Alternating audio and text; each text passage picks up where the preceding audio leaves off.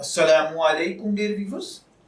हमारा आज का टॉपिक है, अगर डॉक्टर ने किसी पेशेंट को वाइफ के साथ जिमा से रोक दिया हो तो औरत कितने दिन सब्र करे या औरत के लिए क्या शरई हुक्म है।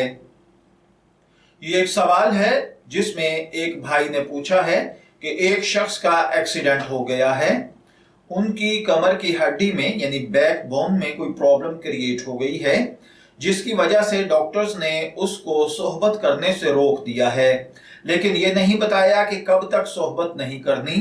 पूछना ये है कि आया उसकी वाइफ के लिए शरई हुक्म क्या है, वो अपनी शहवत कैसे पूरी करेगी। नंबर 2, क्या मर्द के लिए कंडोम का इस्तेमाल करना जायज है या नहीं। तो देखिए भाइयों और बहनों, डॉक्टर से रुजू करके मालूम कर लिया जाए कि ये शख्स कब तक अपनी बीवी से सोहबत नहीं कर सकता। इस दौरान बीवी को सब्र करना चाहिए, और अगर मुद्दत बहुत ज्यादा हो जाए और बीवी के लिए नाकाबिले बर्दाश्त हो तो फिर दोबारा से आप अलग से हमें सवाल करें, या हमारे आप व्हाट्सएप नंबर पर राब्ता करके इस मसले को दरियाफ्त कर सकते हैं, जो हम आपको उस वक्त गाइड कर देंगे। दूसरे नंबर पर बिला जरूरत कोई भी ऐसा जरिया इस्तेमाल करना जो माने हमल हो नापसंदीदा अमल है।